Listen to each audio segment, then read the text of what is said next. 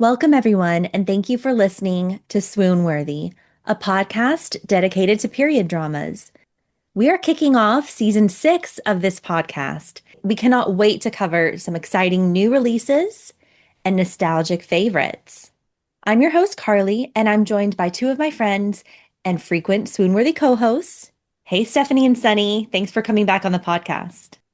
Thanks for having us. So happy to be back. Now, if this is your first time tuning into Swoonworthy, welcome and thank you so much for giving us a listen. If you've checked us out before, you know that we have some pretty lengthy discussions because there's always so much to talk about with these historically set films, from the writer and director to the costume designer and composer, and of course, the cast. We also like to spotlight other adaptations of the work that we are covering and share fun trivia and personal connections. Today, we are going to discuss the movie that was on everyone's mind and popping up on everyone's social media accounts the weekend of November 7th, 2025, Guillermo del Toro's Frankenstein. I always like to ask up front, what were your experiences like when you first watched the movie? What were your initial thoughts? Yeah, so I was super excited about this movie. I remember when it was first announced, and it was Oscar Isaac, Andrew Garfield, and Guillermo del Toro. And I was like, what a combination. I was so excited about it. And then eventually we got Jacob Elordi, right? I watched it the night that it premiered on Netflix. I didn't get to go see it in theaters. I wish I could have, but I loved it as much as I thought I would, which is always good. Yeah, I was like completely blown away by Frankenstein. I remember having seen I think Crimson Peak and Shape of Water were his like latest two, right? And Mhm. feeling just like a little bit underwhelmed by them. They were such beautiful films, but I just like didn't really connect with them personally. But something about Frankenstein, literally, it got under my skin. I was just stunned by it. Like the imagery was like so striking and chilling, and it was so sad. And I just rewatched it, for this podcast to like refresh my memory. And it's kind of a hard watch, Like it is a fairy tale, but it is so sad. I felt really deeply affected by it the first and second time watching it. So I'm like really excited to talk about it with you guys because it like makes you feel so many things. Good call out, of course, with the previous works by Del Toro. So Crimson Peak and The Shape of Water. Stephanie, I know you are a huge Shape of Water fan. And Crimson Peak, that one, I love it so much for the costume design and the actors. Yep. But towards the latter half of that movie, I just like it kind of makes me sick to my stomach watching some of I mean, I won't even go there. But I see what you mean with that one about like just missing something at the end. Like you don't feel totally satisfied. But with this one, yeah, like totally satisfied. It was just the most beautiful storytelling experience. And then all the aesthetic and costume design layered on top was just, and cinematography. Oh my goodness. Stephanie, any other any other thoughts about Del Toro's work? Oh, I just love it all. I agree with Crimson Peak. I think it was Hmm. just missing something for me. But yeah, The Shape of Water, it's in my letterbox top four. It's interesting to hear like our different thoughts on it. I know a Yeah. lot of people don't love it so much, but like I did connect very personally with it. And I love an unconventional love story. Hmm. And I just think it's like a perfect movie. I love it so, so much. So yeah, it's always fun to see what he has coming up next. And I know this is one that like is so deeply personal to him too. So yeah, I love all of his work.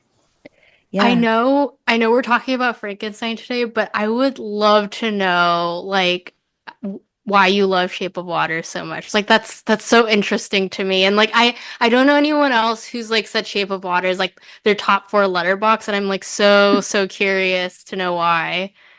Oh man, there's so many reasons, but I think partially because it's like an homage to other old movies, right? Like the characters are obsessed with older movies, and it has Mm, a lot of humor in it, which I love. He does humor very well. There's no humor in Frankenstein, Yeah. so that made it kind of hard. But there's a lot of great humor. And then like the love story, I remember when it first came out, when it was like playing at festivals and stuff, there was a woman in the audience that asked the cast and Guillermo about the movie, and she said something about her son who is autistic, and she's like, this movie gave me hope that he might find love. Oh, Oh, wow. And wow. so you just have to think about like how different people may interpret these Hmm. characters in the love story and how impactful that can be. And yeah, I love an unconventional love story. It's just like it's always something that like really touches me, and I just feel like maybe I relate to the main character, the Sally Hawkins character, a little bit because she's just so quiet. She just kind of moves through the world, you know, doing her own thing. She has like her two buddies. I love Michael Shannon. He's one of my absolute favorite actors, and he's a great villain.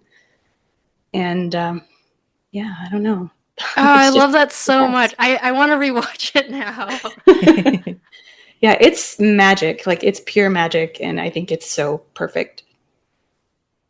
Well, That's yeah, awesome. no, I'm glad you shared all of that. And we have to talk about Pan's Labyrinth for 2 seconds because this is a movie I think that introduced Del Toro to the world.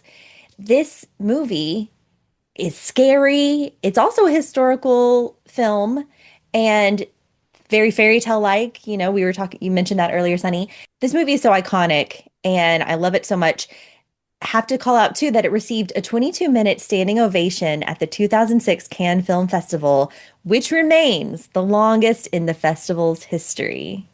Did Oh, you know that? Wow. Yeah. I didn't know that. No. 22 minutes. That's like a full sitcom length. Yeah, what? Yeah, pretty crazy. Wow. But now let's really get into Frankenstein. We are recording this episode ahead of the Oscar nominations, which will be announced on January 22nd. But we already know that this movie has 5 Golden Globe nominations, including Best Motion Picture Drama, Best Director, Best Actor, Oscar Isaac, and Best Supporting Actor, Jacob Elordi. And last but not least, Best Original Score by Alexander Desplat. I really, really want this to get a costume designer Oscar nomination and win. I know there are going to be some amazing contenders in that category, but based on all that we've seen and heard from Kate Hawley, I want this one to win. Do you agree? Stephanie, you're nodding. yeah, it has to, right? It's for sure getting a nomination, but I think it will win as well. And yeah, Kate Hawley, thank God she's on Instagram and active. Like it's been so cool to see all of the content. I love it. I agree. I love seeing all the behind the scenes stuff she's been posting, and she'll always like tag her collaborators too. Like I know she worked with this specialty knitwear designer, which I'm a huge knitter, so I was like really excited to see a knitwear designer highlighted, like in the design and on Instagram and stuff. So yeah, I really hope they win. I think there's nobody more deserving this year, really. Yeah, I think so too. It sounds like that's all of our prediction is that Kate will win. We shall see. Okay, so let's get into the movie. Now, the movie is set in 1857, and we have to call attention to the fact that Del Toro changed the time period for this story. So, Mary Shelley's novel was published in 1818, but Del Toro took it and he decided to change the setting to 1857. And this is in the Victorian era, right? Which Victorian era is 1837 start. It's a little later than that. Industrial Revolution, there's new technology in the medical world, and it's very different from Shelley's setting, but I think it works really well. And we'll talk about the novel a bit throughout this podcast if you don't mind. I just read the novel actually. I just reread it. And if there's some elements to the story that change, if you don't mind, I'll just like jump in and I yeah. would love to know because I actually haven't, I mean, I haven't read it since I was in like elementary school, I think, and only the abridged version. So I don't remember anything about the original book. So I would love to hear. Yeah.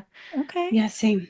Okay. And yeah, I have the book here. This is my copy from I think we read it in high school, and the pages are a little yellowish and off-white because it's such an old book. And I had this old like piece of paper tucked into it, and it's also faded and like discolored, but it just makes me happy. Oh my gosh. I Love also that. I also have notes in it. Chapter 5, I wrote, "He's alive!" exclamation mark.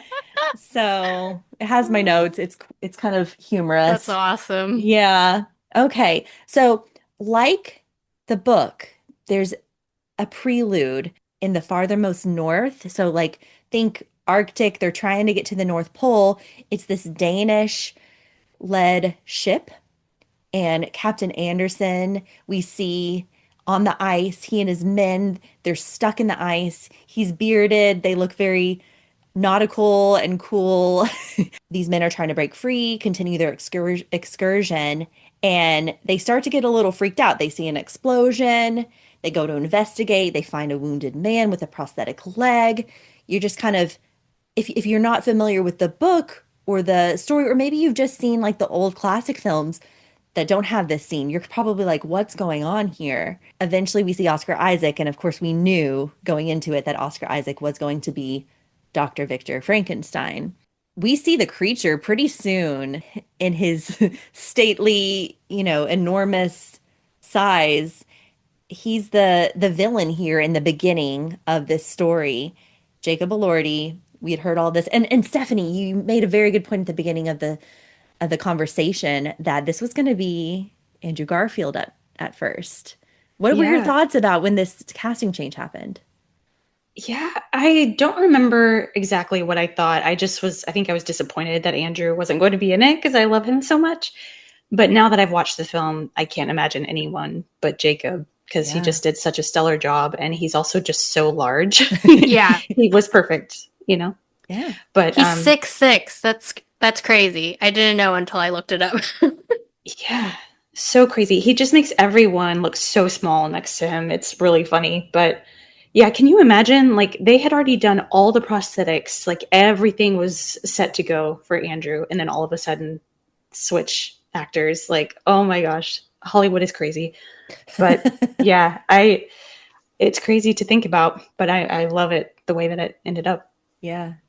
And his costuming is really cool. It's kind of like, he's got the fur coat and it's kind of scraggly, but he's just so statuesque and against the ice. And he's menacing and scary at the front. You hear his guttural, sounds that he's making and roaring almost. And, people can shoot at him. It doesn't stop him. He just keeps going. And so it's really a powerful start to the movie. Victor, on the other hand, is very injured, sickly, not looking so hot. And they get him on the ship to give him shelter and to help him, but he even says, "It will come back. Put me back on the ice. Let it take me." The captain says, "What manner of devil made him?" And he says, "I did. I made him."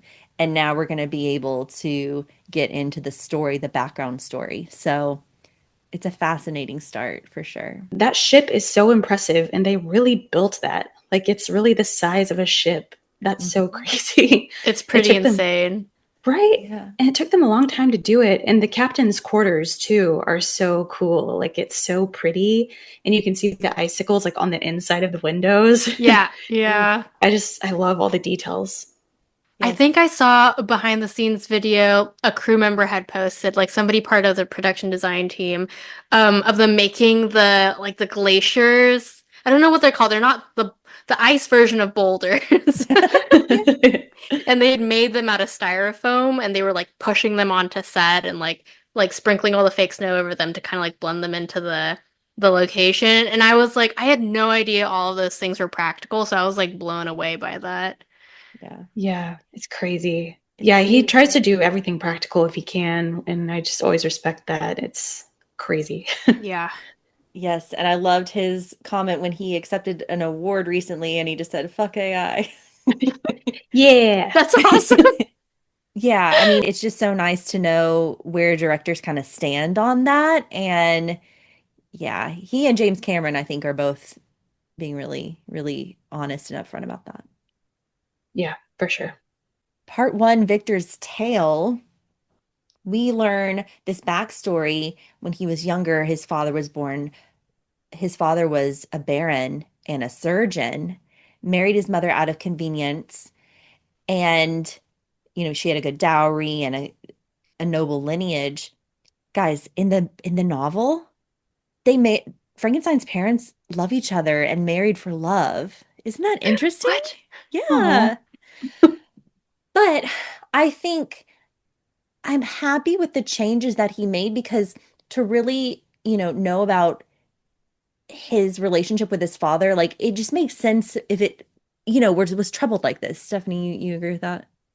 Yeah, definitely. I can't imagine him coming from like loving parents and being as deranged as he is. It's kind of crazy. So it having the mother pass away early, did that happen in the book? Yeah, she did die. Yeah. Okay. hmm But yeah, that was so interesting. And we see his loving relationship with his mother in the movie.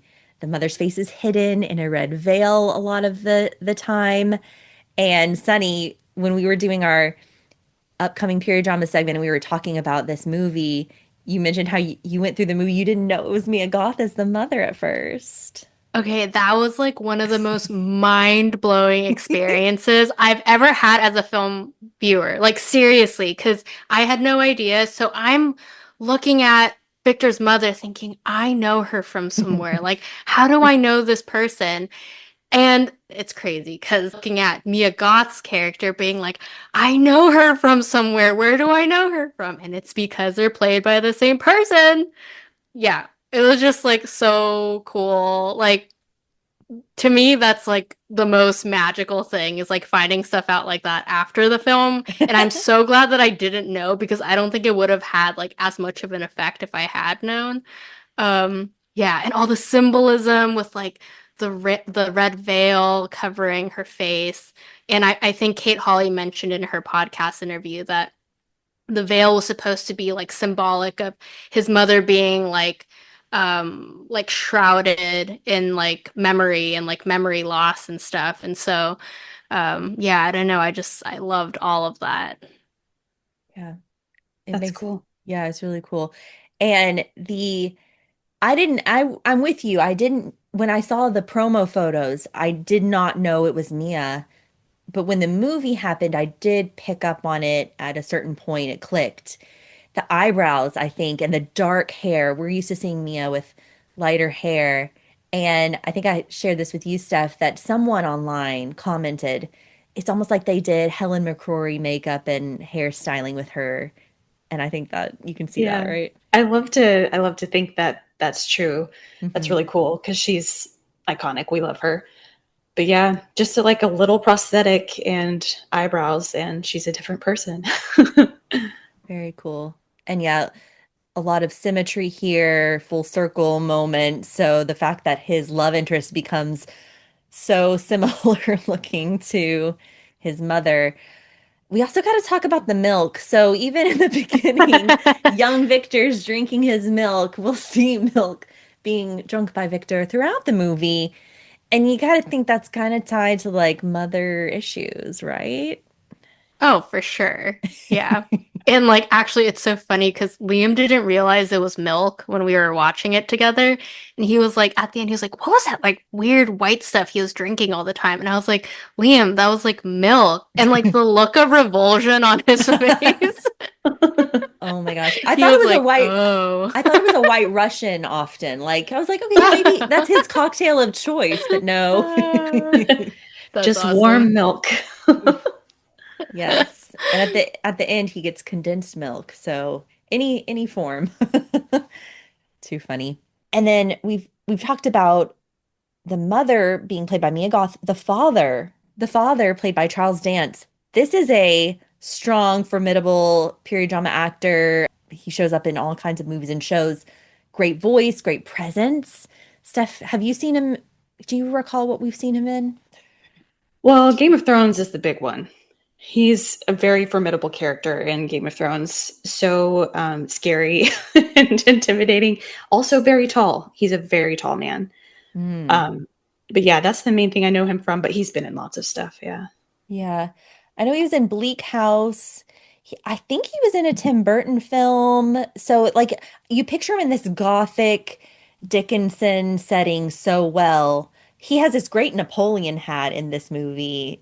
Mhm. And he's a villain to poor young Victor and the mother, making her eat the blood. Yeah. Oof. Yeah. Yeah. And the poor mother, she dies in childbirth for this, the baby, the second child that she's going to have here, but the baby survives. And this is sad because eventually Victor realizes, like, how is my father, the best surgeon of our time, not able to save her? It's because he didn't want to. He didn't try hard enough. And I think Victor's very hurt by that because he loved his mother very much. It's just so sad. It's so sad. And the bloody handprint on his back when she's, you know, experiencing the pain and is about to die, that really hit me the second time on watching it. I was like, oh my gosh. Yeah. It's on his face too. Oh, it's on his face. Because she Yeah. touched his face. Yeah. Oof. Oh, Yeah. so sad. I do love her coffin. So we're talking Frankenstein. We're gonna be oohing and awing over the beauty of the gore and the grotesque here throughout the show.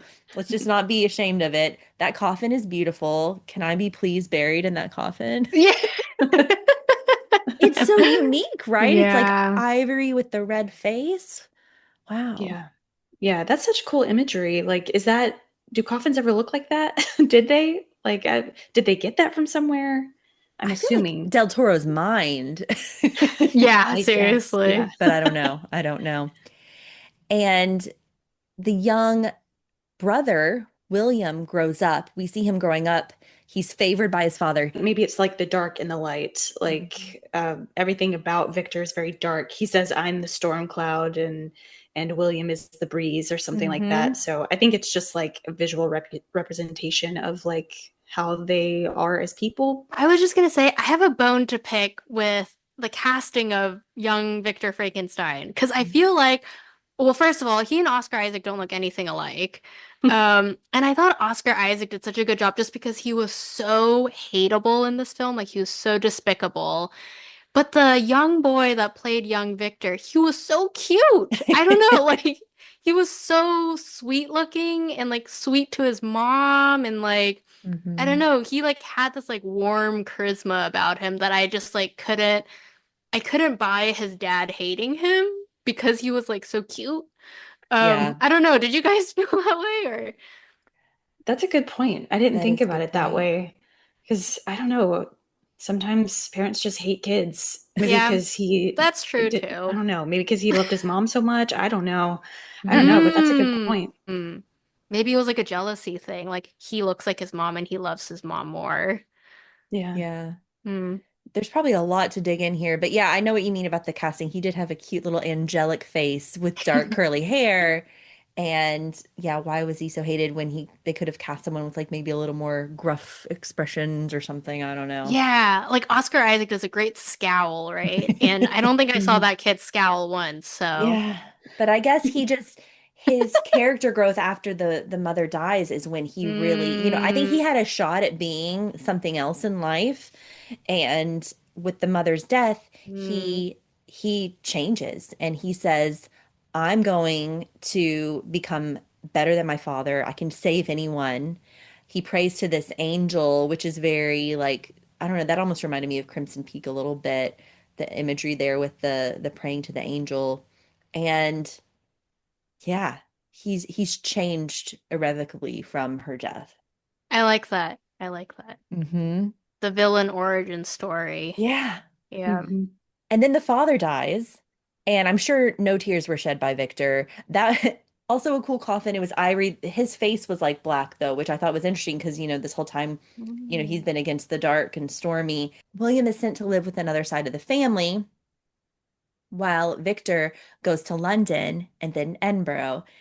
All of a sudden he's grown up. So there really wasn't a lot of in between stages here. We don't get to see him starting out in college. The book has his foundational years in college where he's trying to learn and he's into philosophy a bit and trying to figure out which area of science he's most interested in.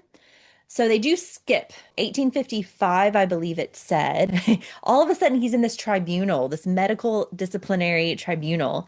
He's done something wrong. Steph, the head judge guy we just talked about in our Nosferatu podcast, his that was the doctor in that movie. Yeah, Ralph Ineson, Yeah, I think is that's that right. right? Yeah, he's cool. I like him.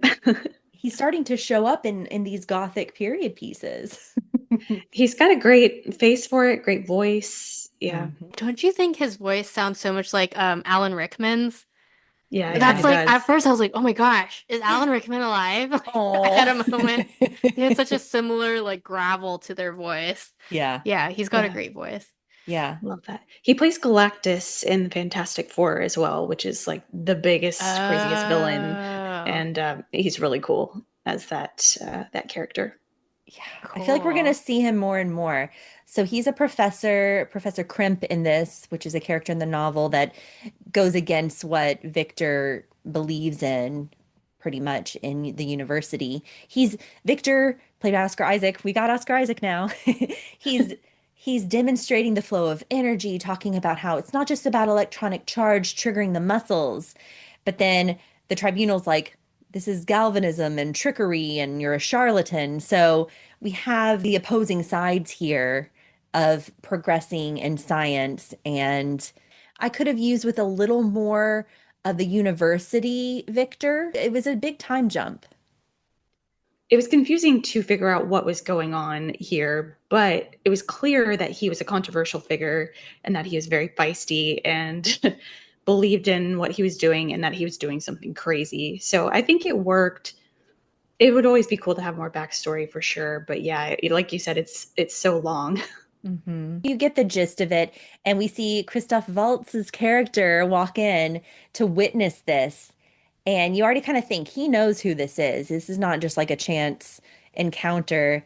The two of them, Victor and Heinrich Harlander, they end up talking after this. We learn he is the uncle to Elizabeth, who is engaged to his brother William.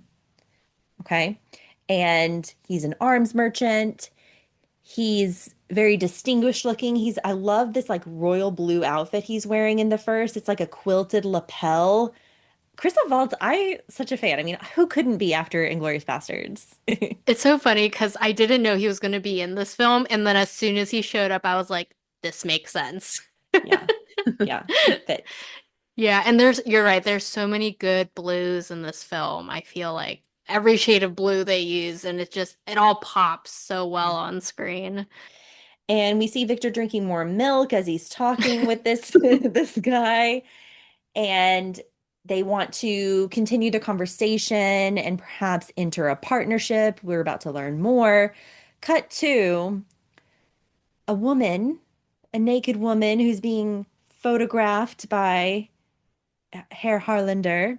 And this is a really interesting kind of quirky scene. She's eating the peach, and there's like a little bit of humor there with that.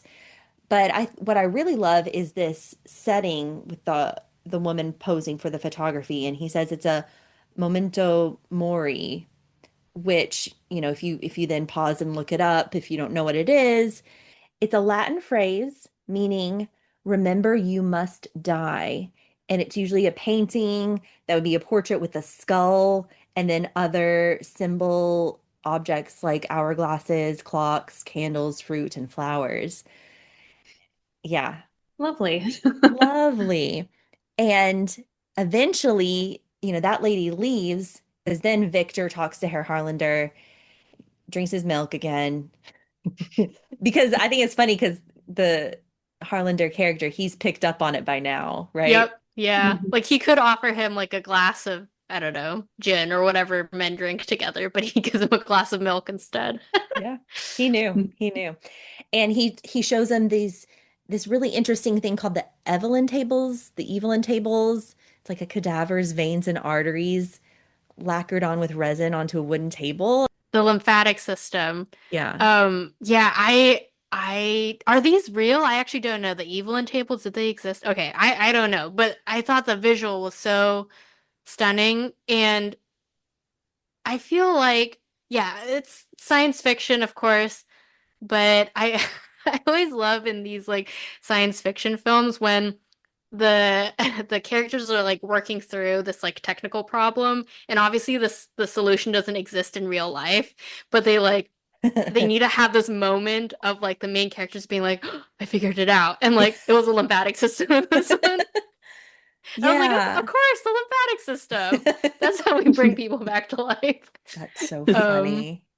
And Christoph Waltz, he like gestures to like the part where the heart is, and it's like you can't see anything different there, but yeah, he's like, "This is where it is," and then all of a sudden, Victor's like, "I've got it." It's so exactly. funny.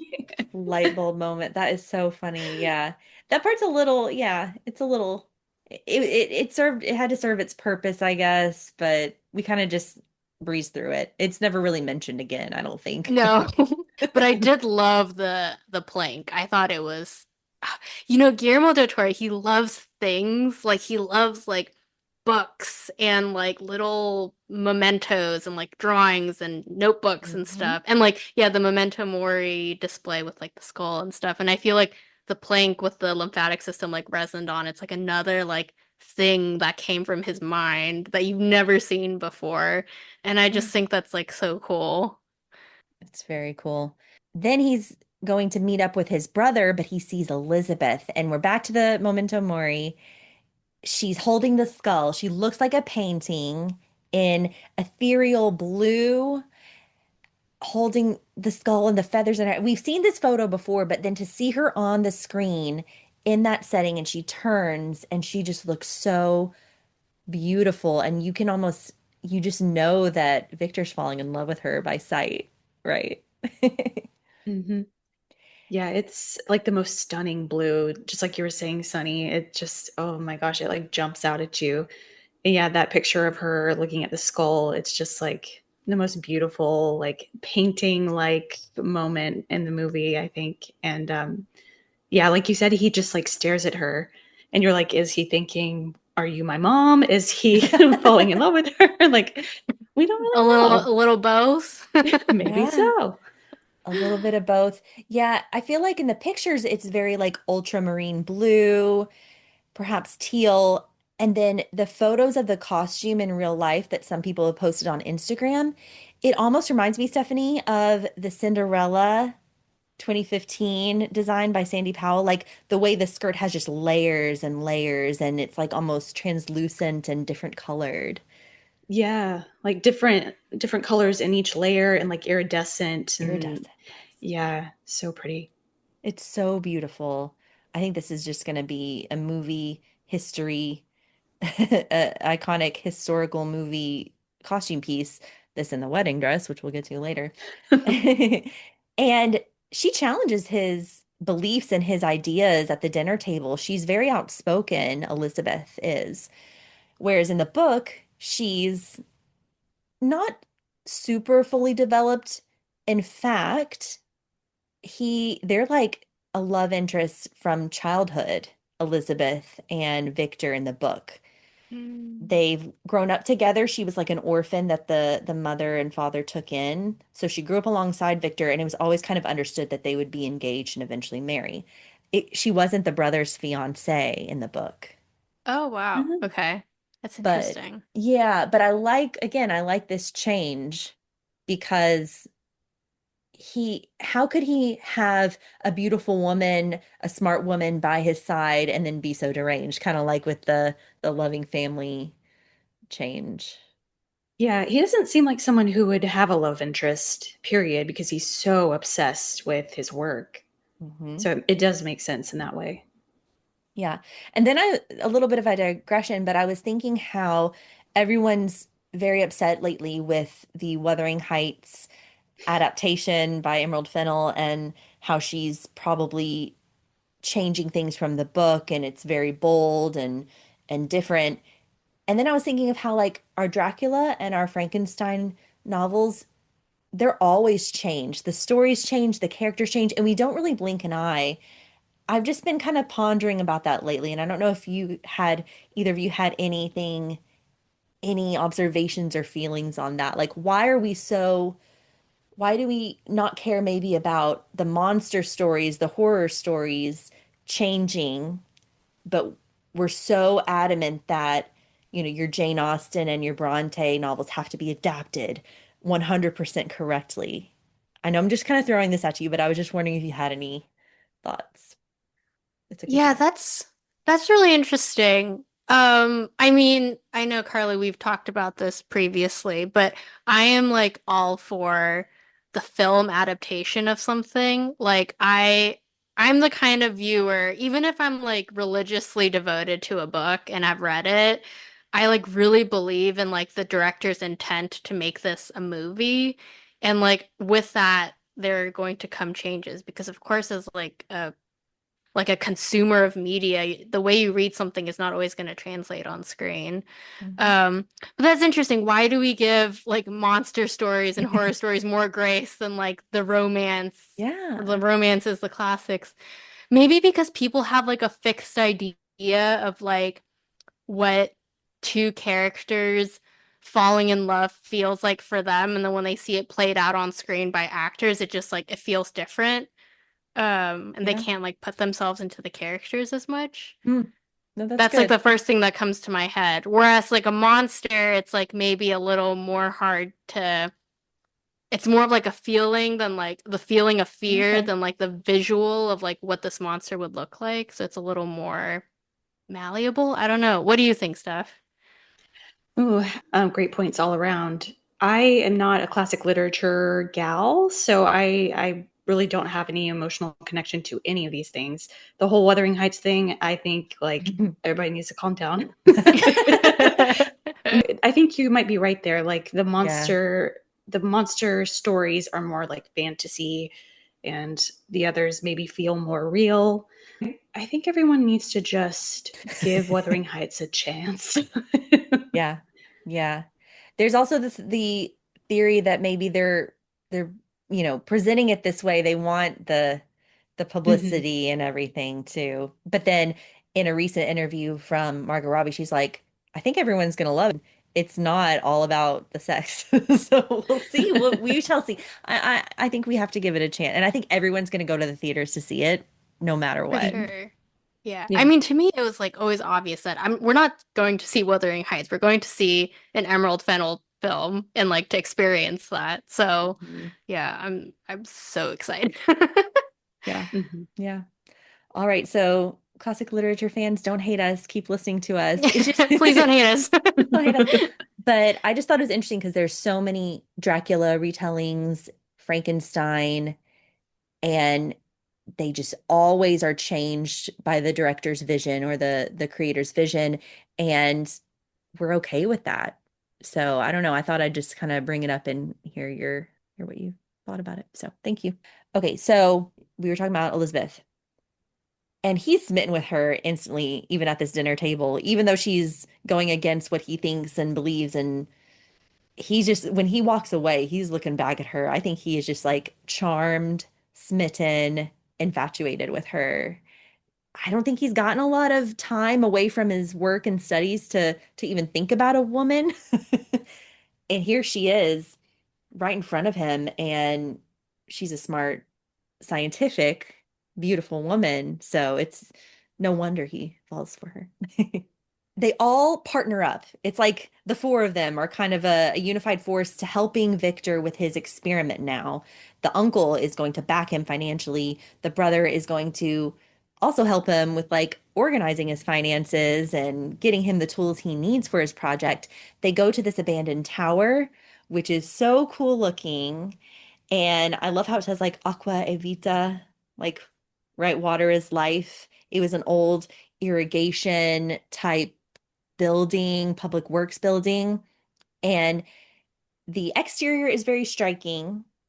In the Frankenstein 1931, the experiments are also done in a watchtower like thing. So I think Del Toro must have gotten it from that. Whereas in the book, it's just like his apartment or something. A little weird. And the interior of the watchtower, the abandoned tower, is so beautiful, very Crimson Peak-like in the beginning with the stairs. So this is like gonna be a perfect setting for the rest of our Frankenstein story. So the brother's trying to get him a pure silver lightning rod. He needs some dead bodies. He's really trying to accumulate all the tools and resources he needs to get his creature built. And he goes to the executioner, played by one of my favorite actors, Bern Gorman. I feel like I'm just like such a fangirl for this actor. And I don't know, I don't think he gets enough credit. Do you know who I'm talking about Bern Gorman? I don't, but I know the character you're mentioning in the film. And he played that part great. That's so funny. Carly, I feel like you're a champion for like the side characters that don't get enough attention. Yeah, this one is so good, guys. Like he's in a lot of period dramas. So everything from Bleak House, which I mentioned before with Charles Dance, to Turn, Washington Spies. He plays a really bigger part in that. And I don't know, I just think I just want him to be even more popular. I thought his part was going to be bigger, and I kept waiting for him to come back in the movie, and we never see him again. Anyways, he was also in Crimson Peak for a small part in the beginning.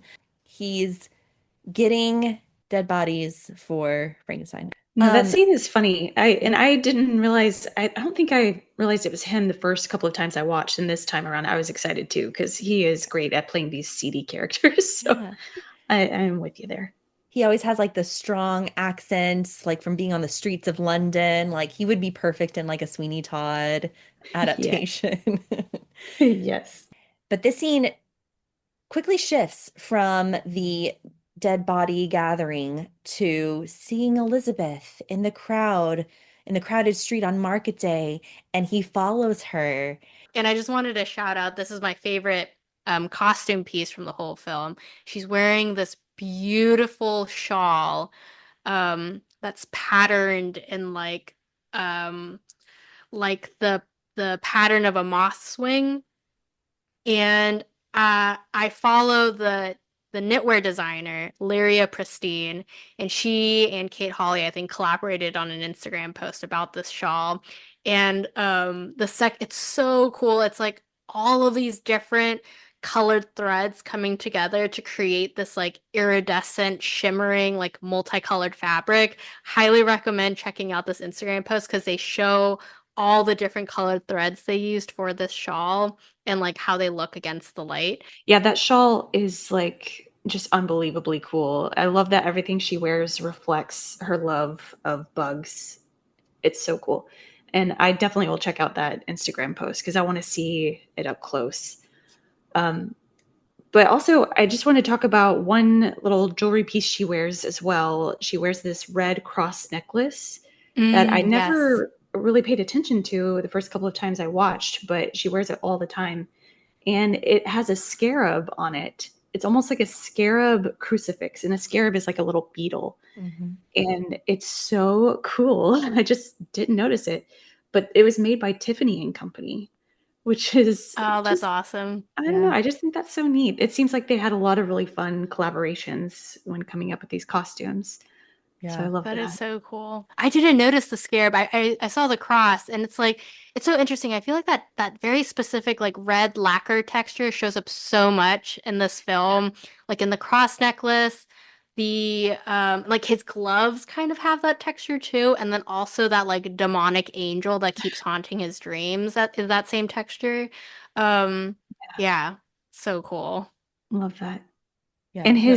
his jacket in this scene too, it's so cool. And his hat. We gotta give it up for his rock star outfits because that's Yeah. what they were inspired by. It was like Mick Jagger, David Bowie. And that Yeah. black hat that he wears is very David Bowie. It's so cool. But I just love everything he wears, but especially this scene. It's super cool. No, we have to talk about, yeah, the men's fashion sometimes that gets overlooked, but in this movie, and I know we've talked about it in the past, House of Guinness did it really well. But yeah, this movie, Very beautiful, very lush, rich fabrics. Love the rock star call out. And that was also a creative take by Del Toro because usually our Victor Frankenstein is like neurotic and malnourished. I mean, we get a little bit of that with him at some point, sickly, but he's just it's a very different character that is created here. And Oscar Isaac does it so well. He rocks it, literally. So well. Yeah. Yeah. And Stephanie, thank you for mentioning the Tiffany jewelry. I mean, whenever there's a movie collaboration with Tiffany or Chanel, so there's Anna Karenina with Chanel, I'm thinking Great Gatsby with Tiffany. It's like very cool because they go into the archives and they pull out some pieces. That's Yeah. crazy. Yeah. All of her jewelry when she's wearing the blue, she's got some nice pieces as well, but this it's maybe even a rosary, the cross necklace, the beads. Hmm. Hmm. Yeah. Oh my gosh. Such a standout piece. And am I right? Is she wearing it with the wedding dress as well later on? Yeah, I think she's wearing it pretty much throughout everything except for maybe with the blue. I don't know if I Okay. remember it with the blue, but everything beyond that she's wearing it. Even if there's not red in her dress, she's still wearing it. Wow. Okay. So that speaks to why she went to have confession. She's wearing her bonnet and her umbrella, but he knows who she is. He follows her to the church, to the cathedral. They go into a confession box. He sneaks in there. This is one of my favorite scenes because it's a little bit of humor stuff. You were talking about how there's really just not a lot of humor to grab onto, but this is a funny scene. I just think this is like really good acting from Oscar Isaac, where he's listening to her. He's very haughty and like big on himself. He's like, I'm gonna fool her. I'm gonna get something out of her. And she immediately starts bashing him and saying he's an egotistical villain, tyrant, harsh words. And his reactions are just, I love his face when he's going through these emotions. She fools him a little bit too, and all of us, I think. Like, Yes. I don't think I knew right away that she knew it was him, and then I caught on to it towards the end there, Yeah. just like he did. I So love when he fun. like pulls the screen back and she just like waves at him. Yeah. It's like we needed a little bit of lightness in this story, and this was like one of the one scenes. And then it also made me think about The Mask of Zorro when Antonio Banderas and Catherine Zeta-Jones are in the confessional box. I wonder. Oh my gosh, so true. It's a good way to do like a funny little movie scene, I guess. It's very cinematic. Do you guys recognize the piece that was playing when they walk into the cathedral together? No. Oh, I forget. It's something that you wouldn't expect. What is it? Yeah, I didn't recognize I didn't like catch on the first time I watched it, but watching it the second time, it's the same piece of music that plays when Lizzie and Mr. Darcy dance at the Netherfield Ball.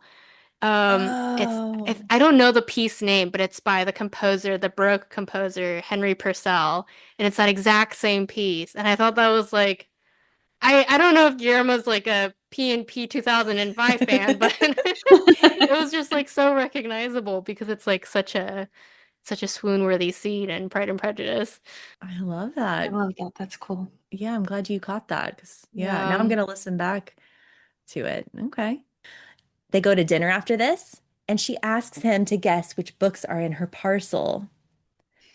He says romance, and he's still very full of himself and thinking he's gonna charm her with his charisma and his whatever. And I love her line here where she's like, insulting but not surprising.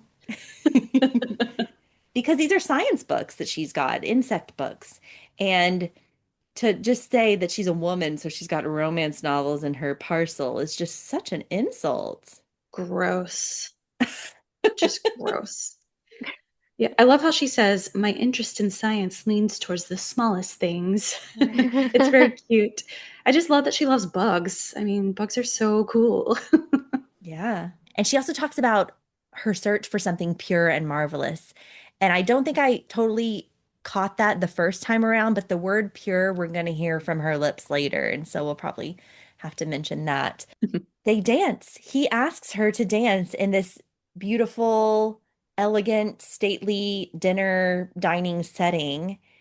She's a little hesitant. She's like, I don't know if this is appropriate. They have a little bit of wordplay back and forth, and they dance. And his voiceover comes on, "For the first time, I was more interested in life and less interested in death." So she's almost bringing the better sides of him out, but we just know that might not stick. We see him getting his brother distracted with lab work and tools and stuff so he can stay and flirt with her. Oh my gosh. That's funny.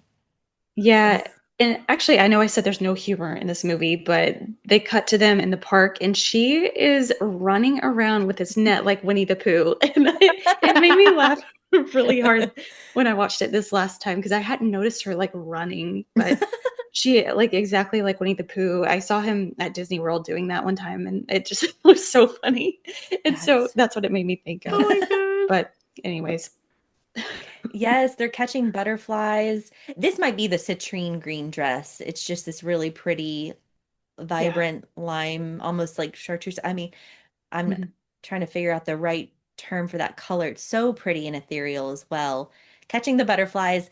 There are butterflies in Crimson Peak too. So I'm also wondering if Guillermo del Toro likes insects in general and butterflies. Yeah, he must. I'm sure he does. I think about the monarchs in Mexico, how they, migrate to Mexico every year. So I don't know. Oh, That's just what it made me think of. But I love yeah. that. Love that. We see another scene. She's playing the piano, and this is like a cerulean blue off the shoulder dress. Tiffany jewelry, it's like silver and elegant here. I think she has another hairpiece, hairpiece, which some people don't like the feather hairpieces, by the way. I do. Ooh, yes, we should talk about the feather headpieces. Talk about it, Sunny. What do you feel? Okay, How do you feel? I feel Mhm. I was not a fan at first, I will admit. I was like, it just looked so bizarre just from a still image. I was like, oh, what is happening here? It really worked for me on film. Like in motion, I get it. Like especially that the first shot we ever see um Mia Goth's character and she's wearing it and it's like obscuring her face and then it like turns and it's like this halo around her. I was like, Mm. "Ooh, this is so good." And I don't think I've ever seen anything like it before. What did you guys think about it, the featherhead pieces? I mean, I didn't think it was a particularly attractive thing at first, but I think it just suits her because she is weird, right? She has this interest in nature. It is very bird-like in the way that they are shaped, and yeah, in movement, it really works. I don't think it would work on anyone else but Mia Goth as well, which I think is great, right? It's just like, I don't know. I don't like conventional beauty and stuff a lot, and that's why I love his movie so much, I think, because he Mm, makes you see beautiful in sort of weird things, right? Steph, I love that. I Yeah. never thought about it like that. Yeah. No, Yeah. that's so true. I also think, yeah, I mean, Mia Goth she's not like conventionally beautiful, but she is so striking and she really has like, I talk about this a lot, but like a period face. Yeah. Like when Christoph Waltz was showing Victor Mia Goth's portrait, like she looked like she could be of that Mhm. time period. There's something about her face that is like so timeless, I thought. Yeah. In that Who What Wear podcast, Sunny, that you mentioned and then I ended up listening to, Kate Hawley had one little quick remark saying like she was afraid at one point that some of the costuming was just gonna overpower her because Mia Goth is quite small, but it doesn't. She's very regal and she holds her own and looks exquisite in these costumes. The hoop skirts too are just beautiful. And the corseted back feels very structural, almost skeleton-like. I feel like it's a bit more structured than we would see in other period films. I know they must have done that on purpose. So same with the, you know, over the top headpieces. It just works well with her. I really like it from the get-go. I liked it even in the still photos. I think also because I think Victorian hairstyles, not pretty. So the fact that they were able to just give her a simple pull back hair look and then add some hair accessories, I think it was a nice touch. We didn't get the parted in the middle with the The curly Q ringlets, ringlets. Yes. those are We awful. Some people can pull it off. Emily Blunt kind of and Jenna Coleman as Queen Victoria, they can almost pull it off, but that's about it. Oh my goodness. Also, Yeah. did y'all know that Mia Goth's grandmother is a famous actress in Brazil? I didn't know that until No. recently. But I didn't know Mia Goth was Brazilian, but it makes perfect sense with her beautiful face. Yeah. Oh my I never gosh. knew that. I didn't But I know thought that that was until interesting. just now. Yeah. Yeah, that's really cool. All these details that we're learning through, because the social media has been good, the interviews and with the Hmm. cast and the costume designer, it's been really on point. I love learning about this. We got to keep going with the costuming. We have the malachite dress. So, malachite is a vibrant green copper carbonate mineral known for its distinctive banded patterns. I thought it was interesting too because I didn't see it as like a gemstone type mineral dress. I saw it more as like blood cells. Is that what Hmm. you saw it as, Sunny? You're shaking your head Yes, or nodding your head? I thought it was gonna be, I thought it was like related to like nature and like plant cells and stuff. I didn't realize it was like a pattern found in this gemstone. That's so cool. Yes, I think now it's being referred to as the malachite dress by cosplayers who are, kind of designing it and stuff too. But I Oh, think, cool. yeah, it's pretty iconic, this one, this green. And Stephanie, green's your favorite color. I know you love this dress. You know I'm obsessed with green. Yeah. I have to be surrounded by like green and blue at all times. But yeah, oh my gosh, all of her dresses are to die for. I'm sure we'll talk about it later, but when they're going to see Victor and her uncle at one point, and she's just in like all these different shades of green, the green veil, and there's like the eggplant around her bonnet. Oh my gosh, I like gasped because Yes. the colors were just like so stunning. And I was like, I want to like own a home and decorate my home in just these colors. Yes, that color combination you wouldn't have expected, and it works so well. I mean, jewel tones, they're those are always Hmm. beautiful, and not period dramas are sometimes scared of jewel tones. The Harlots TV show did it really well. I love the jewel tones in that series, and this movie is just stunning with them. Yeah, no pastels. Love it. Yeah, this is your kind of movie stuff. Mhm. And yeah, all of her bonnets are so pretty and a lot of veil work. And I just can't even imagine, how much time it took to put all the pieces together and her hoop skirts. But wow. Yeah, and to match the sets too, and just the tone of the movie, because Yes. this movie and The Shape of Water are just kind of green. Like Yeah. just the way they look, it's just green. I don't know Mhm. how else to describe it, but I love that. It's like very comforting to my brain. But they have to match all of these crazy costumes to that, and it's just crazy to think how they do that. Yeah, it's almost like there's a filter. It's like a Del Toro Mhm. filter. Mhm. Back in Instagram days when we had all the different names like Rise and Walden and Juno. Do you remember those? I Oh think they're yeah. still there, but you have to go all the way to the right. Anyways. Um, but back to this, moment of Elizabeth at the piano, Victor grazes her bare shoulders. Very bold of him. He is bold though. Like we would expect that. And the uncle sees this Mhm. and takes the opportunity to talk to him in the bathroom, which is a little awkward. I don't love that scene. Just I don't like That anything This bathroom related. that was a total, yeah, power play to pee in front of this guy and then tell him to flush the toilet for him. So gross. And it's also it parallels a bathroom scene in The Shape of Water almost exactly too. The washing the hands before Oh, peeing, the peeing with no hands, and like just that's being like gross. It's just like a scene in The Shape of Water, and okay. I loved that because of it. Or yeah, I loved it for that The reason. parallel. And also it was a little bit funny. So again, my no humor is being proven wrong, but No, no, no. But that's interesting. I'm glad you mentioned Shape of Water because I was thinking of how in Crimson Peak, there's a death in a bathroom scene. what's he got with What is bathrooms and men this? being weird in there? Like, I want to know This is more. weird. We're on to something here. I don't know how far I want to get into this. I don't, anything like bathroom related, I just like, I hate it. Yeah, gross. Not my cup of tea. But then Elizabeth, she actually visits. Victor in one of his laboratories. I don't think it's the Watchtower Laboratory, but it's in town where he has all of his cool experiments and books and things. She visits him there in a stunning red dress, and he can no longer contain himself. He says that he believes there is a bond between them. She says, believing something does not make it true. He says, then why are you here? And I have to kind of err on the side of Victor here. Like, she came over, even though she's engaged to the brother. I think she was either she's just very confident in her relationship with William, and but I don't know, she has to know he's fallen in love with her.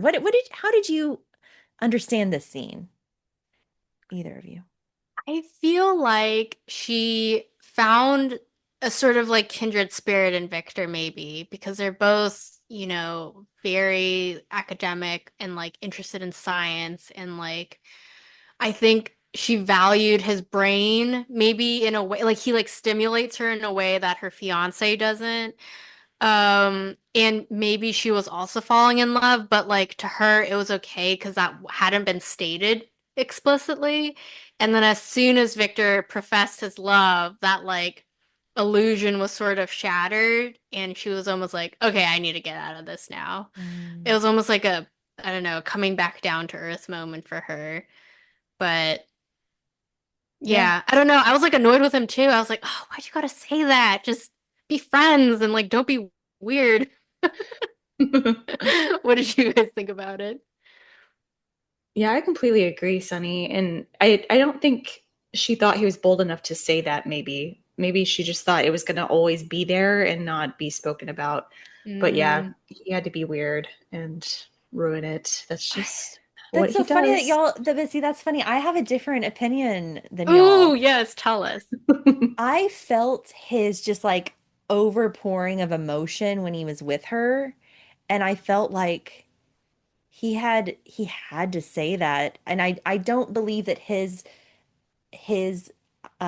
version of love is like the truest of love, but for him, he was in love with her, and he finally was able to stop obsessing over death and live. Mm. And for him, this was like his one chance at something. And I felt the chemistry between them. She was having a good time catching those butterflies with him.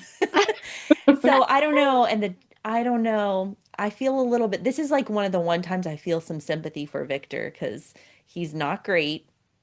Totally hate him most of the movie. But I think there was that bond that it would have, if I were in Victor's place and she was choosing to ignore it, I think it would have been tough because he's finally, okay, anyways. No, I totally see that because like this was his one chance to like live life with love, and it just didn't work out for him. So it is like a little heartbreaking in that way that like the Mhm. circumstances were that she was engaged to his brother of all Yeah. people. But yeah, and she talks about choice. That's how humans differ from animals. They have a choice, and she's very clearly choosing. So I think she's also admitting that she does have some kind of feeling there, but she's not going to act on it. And what a bitter thing to learn for Victor. Quickly changes to the next scene in the battlefield where he's trying to mark the best bodies for his experiment. This scene where it's almost like it's a battlefield, and so in real life it would just be the most tragic scene ever and just awful, but then there's kind of a different element there, almost kind of humorous, like marking the bodies. Reminded me of the scene in The Great with Elle Fanning, the show, where she visits this battlefield with a box of macarons and is serving it to the the wounded. It's just the funniest scene. I'm sorry. No, I love that scene too. It's just so absurd. Oh my gosh. I love Elle Fanning. Anyways. Ooh, could we have seen Elle Fanning in this role? I'm just thinking of other Oh, actresses. yeah. I Maybe. totally can, yeah. But She's She's she so is young. she But so is Mia Goth. mhm. yeah. That's true. And Mia Wasikowska in Crimson Peak. I want more movies with her, and I think she could have also done this movie, perhaps. I mean, I still love Mia Goth, don't get me wrong, but I'm just thinking out loud. This is another whimsical scene that shouldn't be whimsical, and the music is hilarious. So the slicing and dicing and constructing of the creature with this jolly music by Desplat, it's just he's so desensitized, and it's just kind of really enhanced by the music, I think. Absolutely, yeah. Yeah. I mean, if you're getting really gross, this is funny. Like if you're really getting into the grotesque, like, you know what I mean?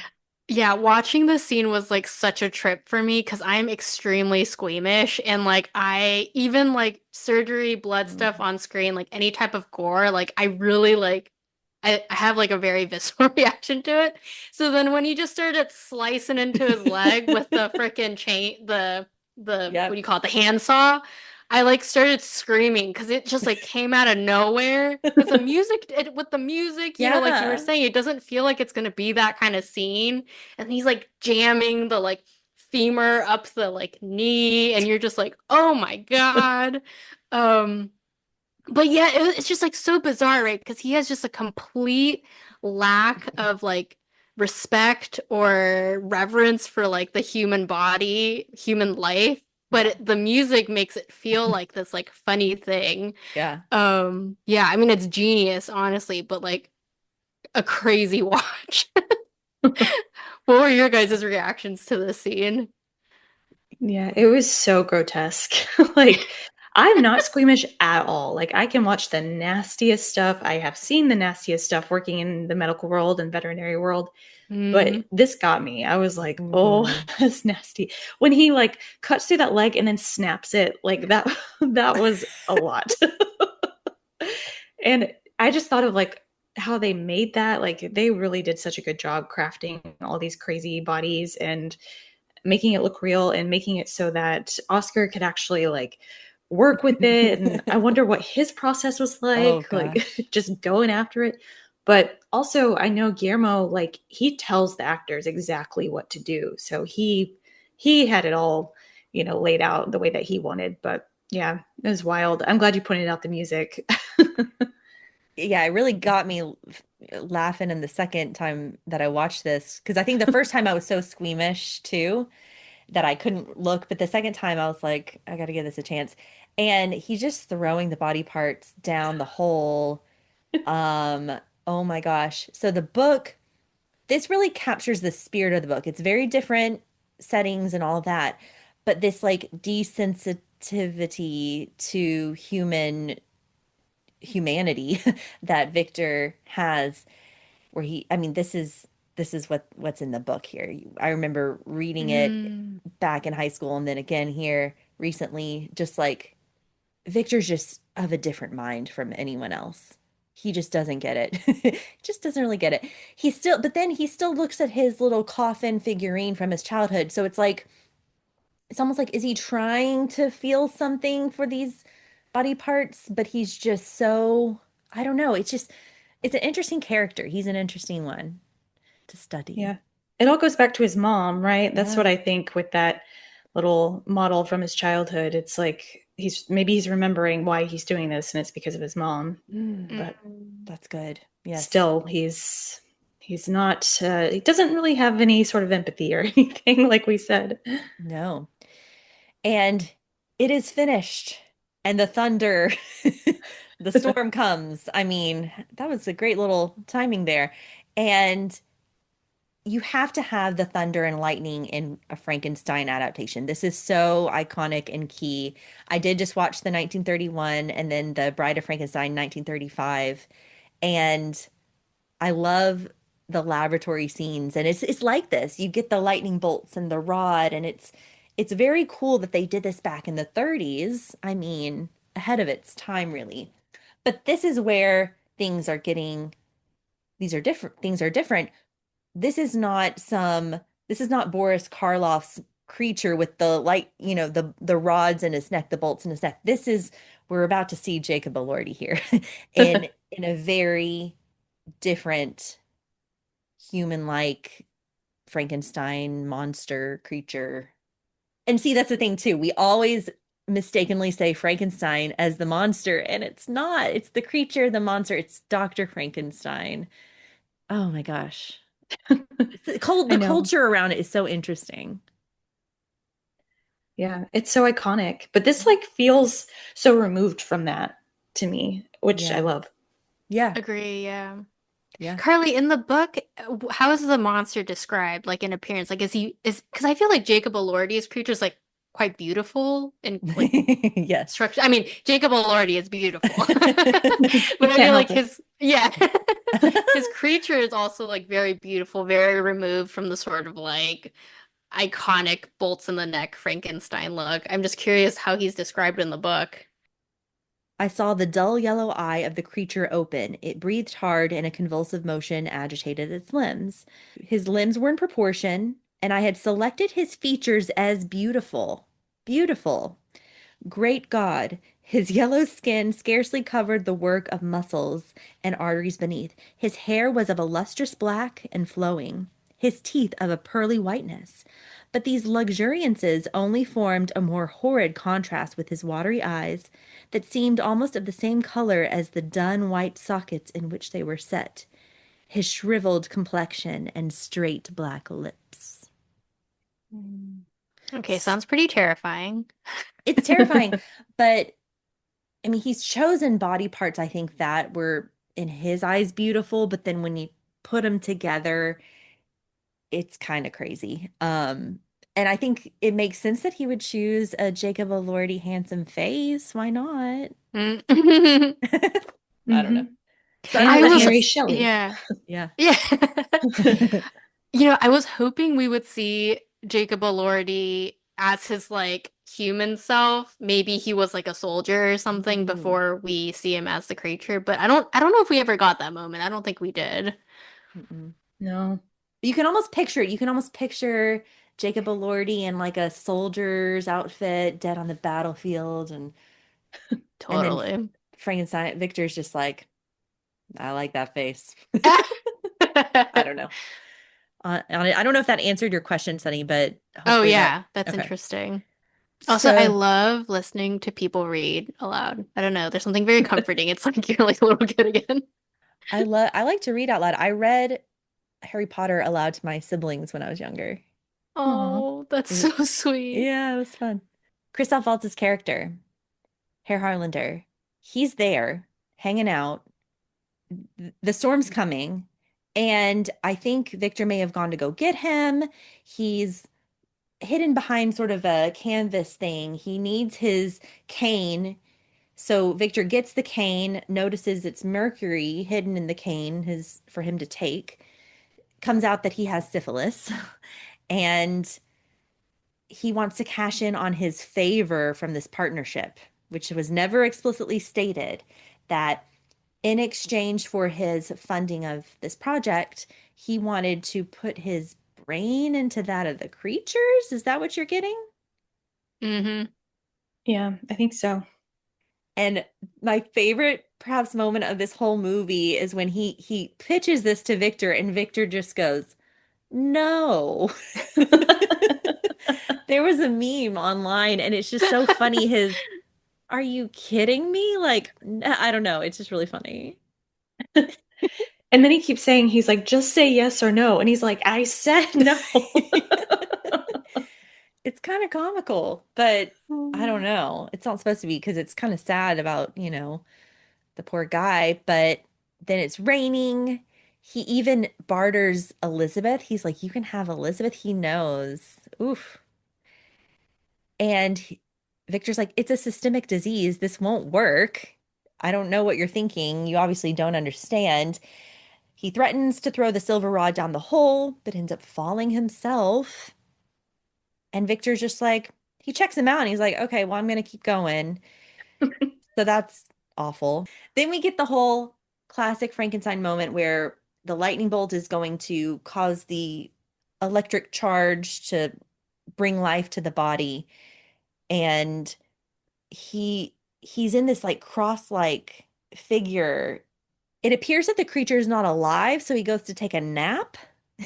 Am I right? And he's having dreams. He just collapses. Dreams of the red angel statue. And he says in his dream, like to the angel, "You lied to me." But then he wakes up. And this is a chilling moment, a very really cool scene. I mean, I remember seeing it for the first time. You're just waiting in anticipation for him to see the creature at his bed, his canopy bed.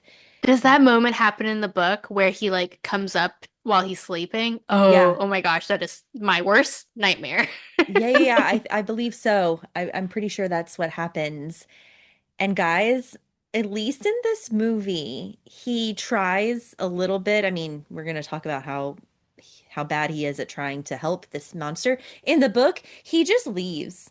Victor just straight up leaves the apartment and doesn't come back.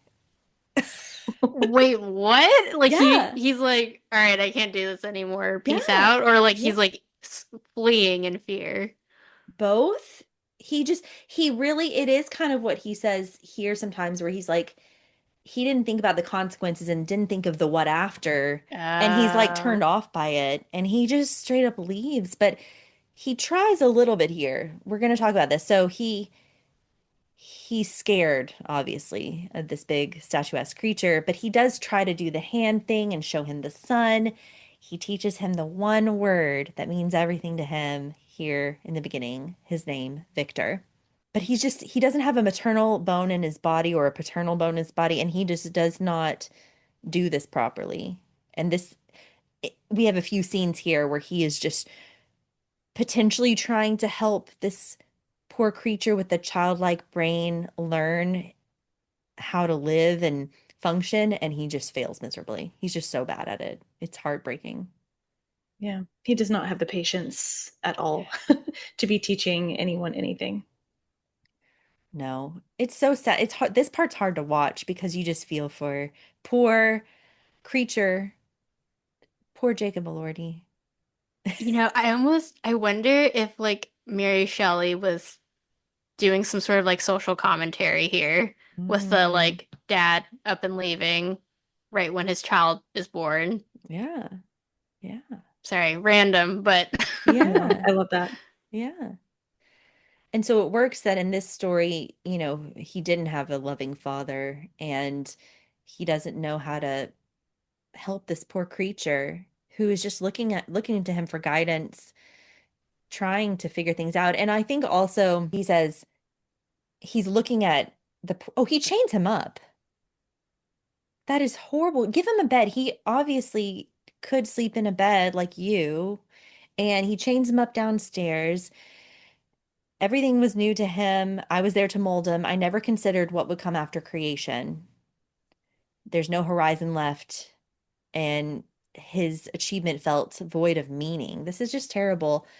We sometimes see this story cut to Captain Anderson, the Danish sea captain, who shares his madness. We learn he wants to get to the North Pole. So there's always this like connection there with the story. Then we get back to the story of the creature. Weeks go by and he still only says Victor, Victor. And I love the way he says his name. It's like Victor. It's just I don't know the way Jacob Elordi says it. His acting is so incredible in this. Yeah, his movement is so cool. Like, I just love how he's learning how to move and Mm. learning, how to move different parts of his body, just like a kid would, except he has this very large body and can walk and everything. But yeah, he's fascinating to watch. yeah, he's like a baby horse.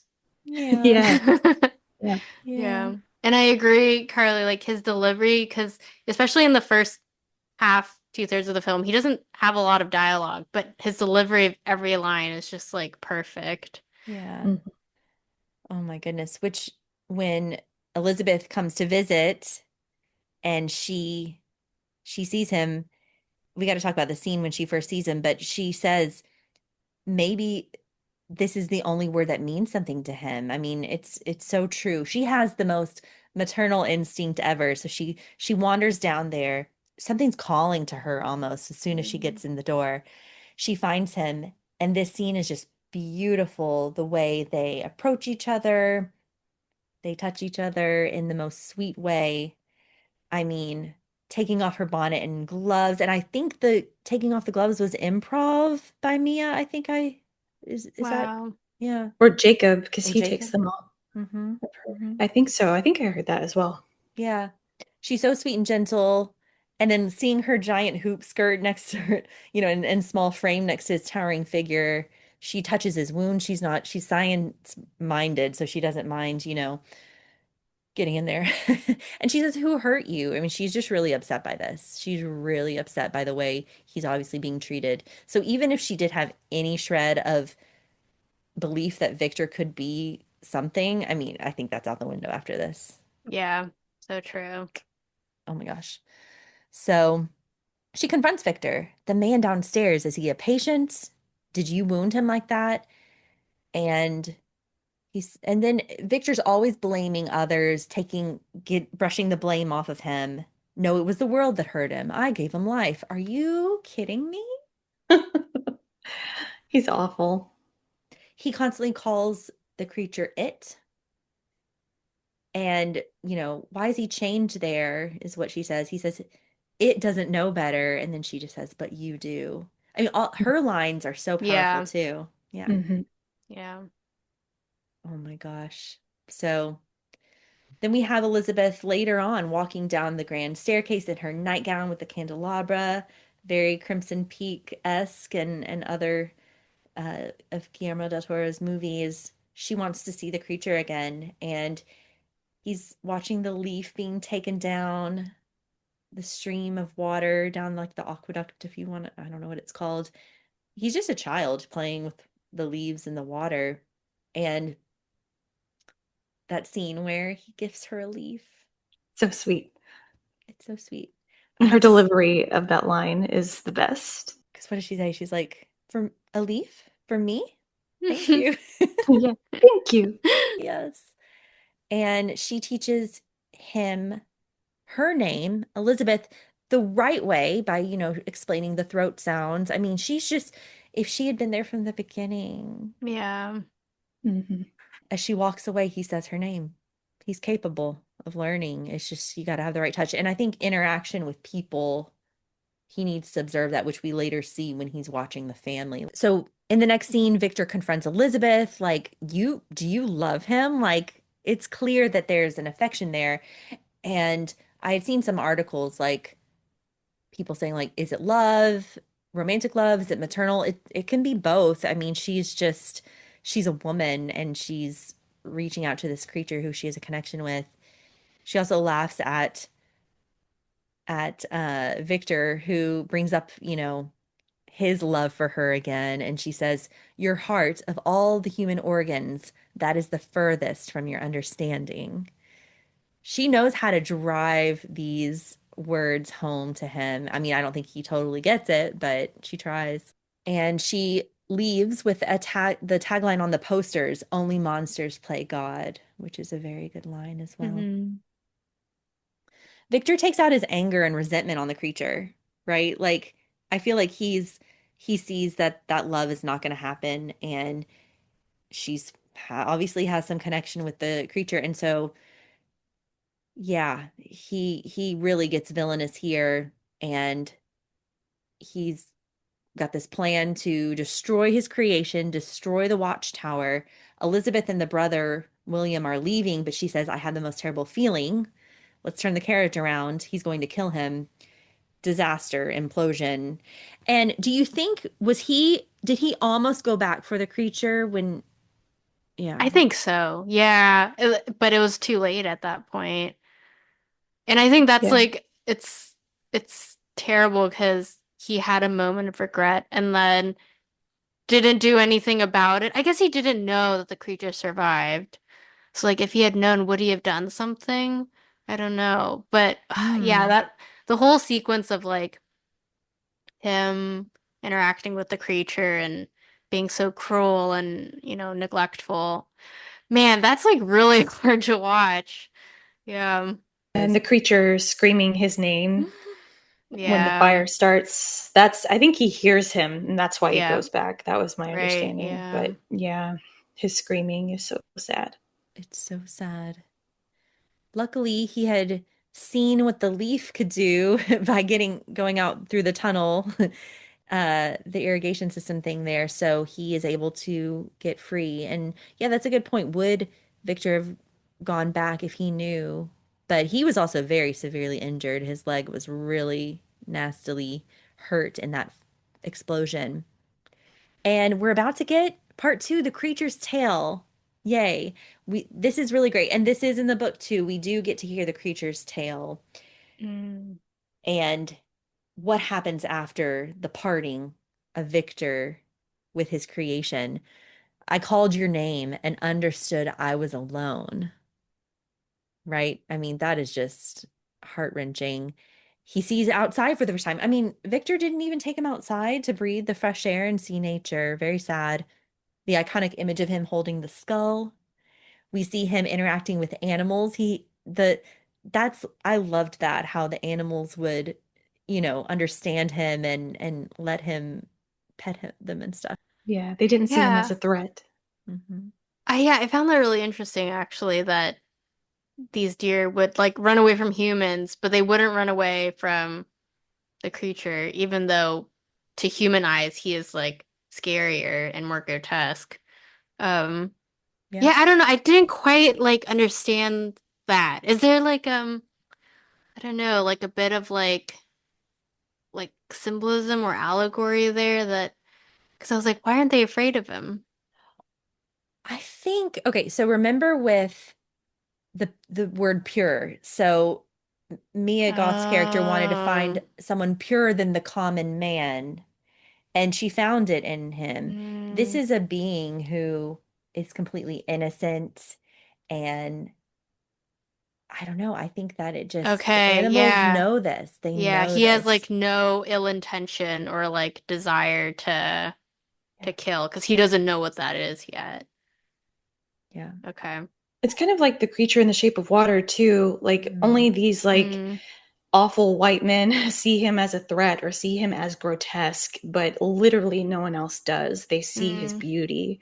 So I think that's kind of what it is. It's like this deer, doesn't see him as a threat or as grotesque or anything like that. He's just a gentle soul. And we haven't gotten to yeah. see him really interact with anything to see how he would do that. So we're showing that like his baseline is to be gentle, Yes. I Right. guess. Yeah.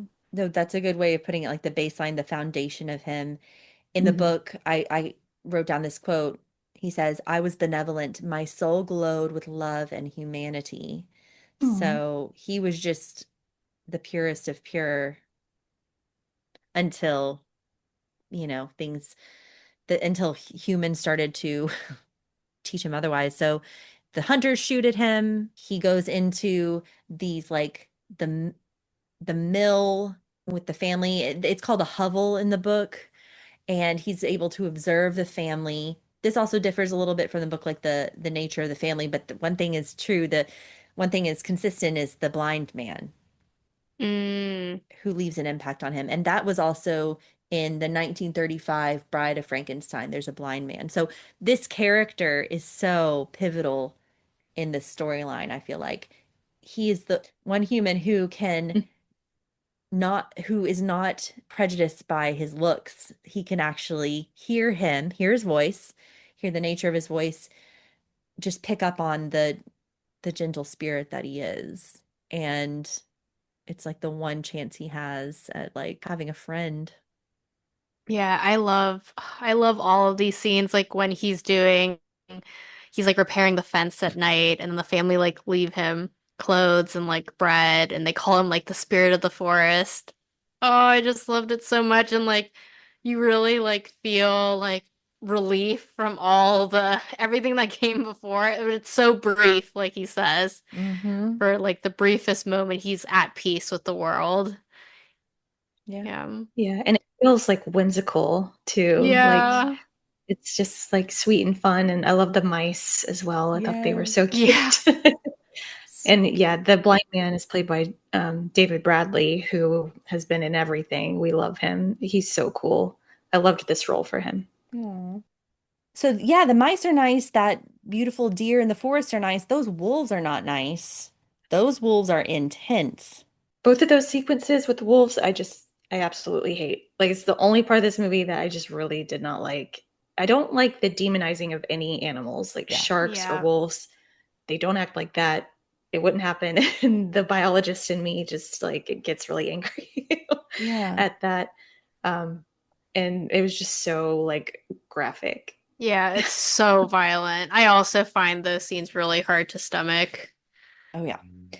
It almost reminded me of Beauty and the Beast, like that level Mm, of wolf-like behavior because they're Hmm. really crazy in that movie and smart and working together and just vicious. And as you said, Steph, that's not how they are in real life. So it's strange, but maybe fairy tale like a little bit, but I agree, it's not great.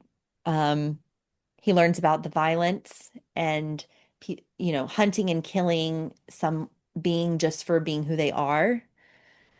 And, it's everything kind of, he has some moments of peace, some a fall season with the old man where he learns how to read and speak.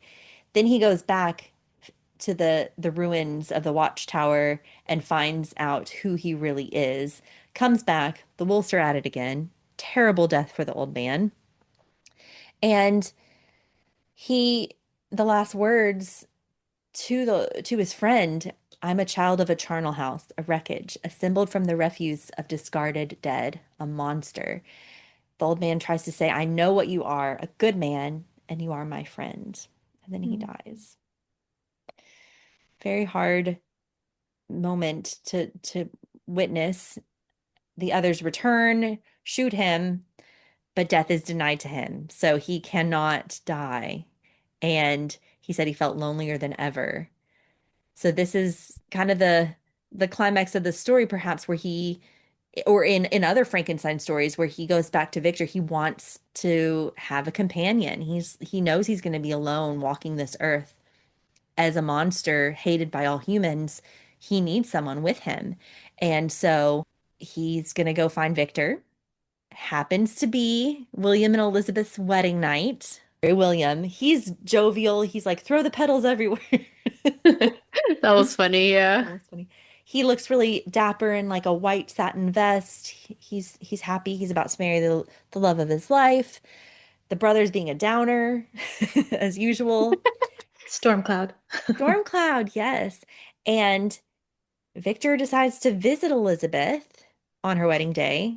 She looks beautiful. Her hair is very long. We're seeing the first glimpse of her wedding dress with the ribboned sleeves, which everyone's talking about, the homage to the Bride of Frankenstein. And she will have none of this. She just wants him to leave. She's like, and he tries to say, like, I'm sorry, there was a fever that caught me. I see you now for what you are, a sister. I almost feel like he is trying to extend an olive branch here. Yeah, you agree, Steph? Mhm. Yeah. But she's like, get out of here. And then she takes the leaf from her jewelry box. The Mm, leaf Yeah. that must have meant so much to her. so sad. It is sad. Yeah. I feel like he is genuinely trying to make amends, Yeah. but she can't forget that he killed the creature, like Yeah. very deliberately. Like she'll never forgive him for that. Yeah. Yeah. And the creature visits Victor, explaining that he cannot die, but yet he cannot live alone. So he's trying to convince him to create a companion for him. In the book, this happens, and he says, create a companion for me, and we're gonna go to South America and just never see a human again. So he like really he's really trying. And Really? yeah. And Victor actually in the book, he tries to create the creature. Oh. But then he just kind of can't bring himself to do it. And death ensues after that. In this one, they're having a heated conversation where they're talking about like you you created a person, someone, not a something, which is just like Victor can't see it. And when the creature first arrives, he says, did you come here to thank me?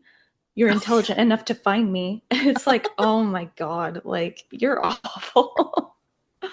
He really You know what's crazy is I don't even remember that line. It just like he's so arrogant that like everything he says just like goes in one ear out the other. Yeah, it's hard to listen Wow. to.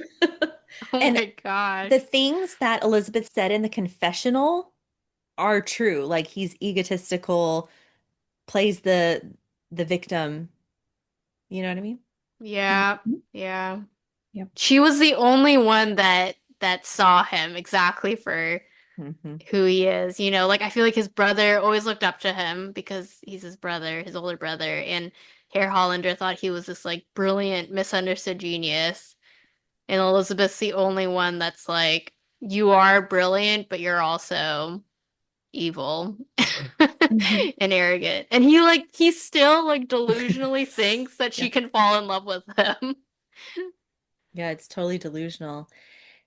But then she does hear something and goes up to investigate and sees the creature. And there's just this happy moment for 2 minutes where they they meet again and they embrace. And she's just so happy to see him. It's beautiful. And oh, Yeah.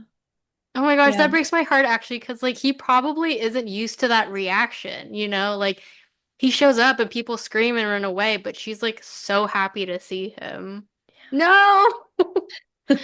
Oh no, that's so I sad. know. I love these. Like I said, I love unconventional love stories. And it's like when people are just drawn to each other for reasons unknown, that's like these two. And that's like in The Shape of Water with the creature mm, in that film. And even with Hamnet, which we've talked about as ugh, well.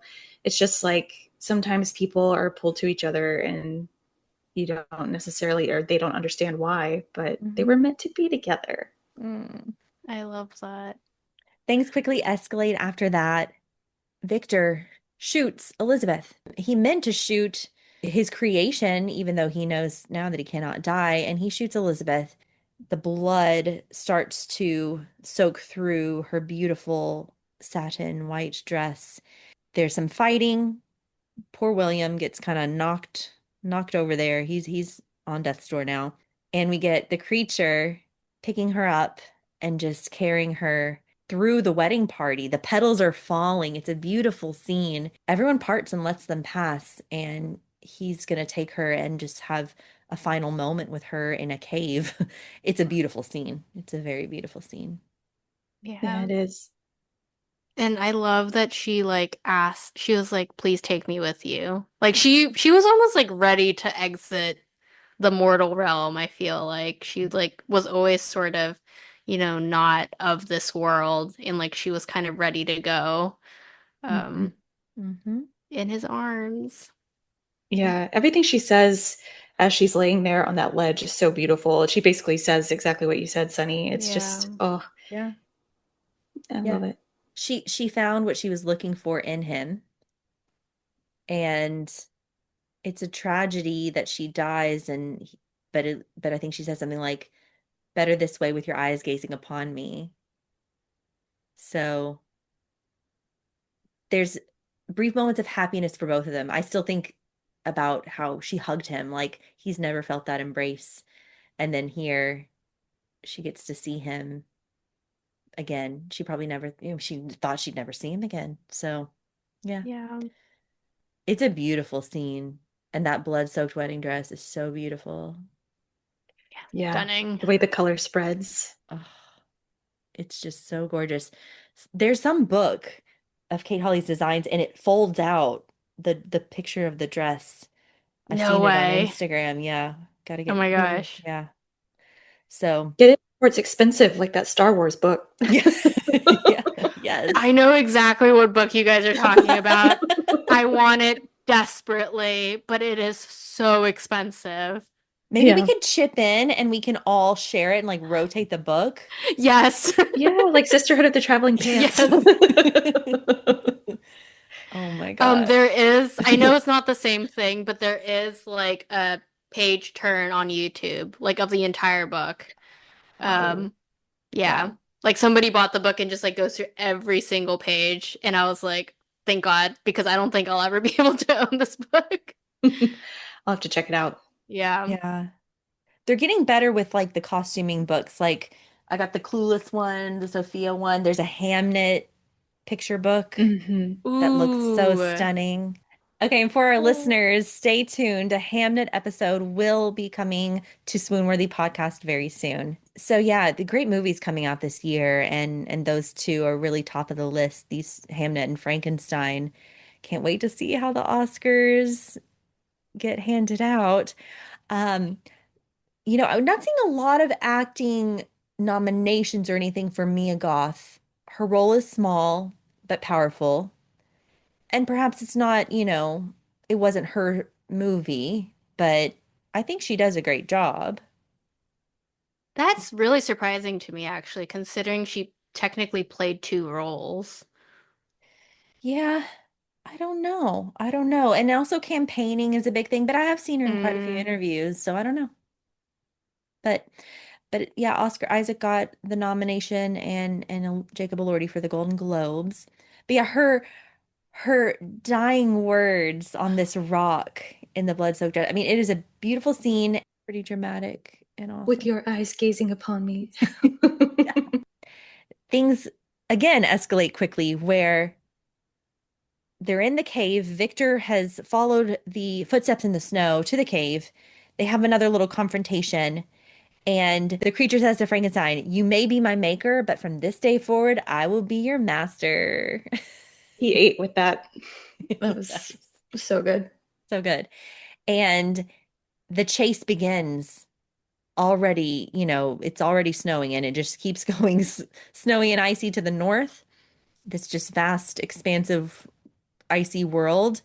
And I feel like the beautiful scenes of the sunset just meeting the horizon, so beautiful.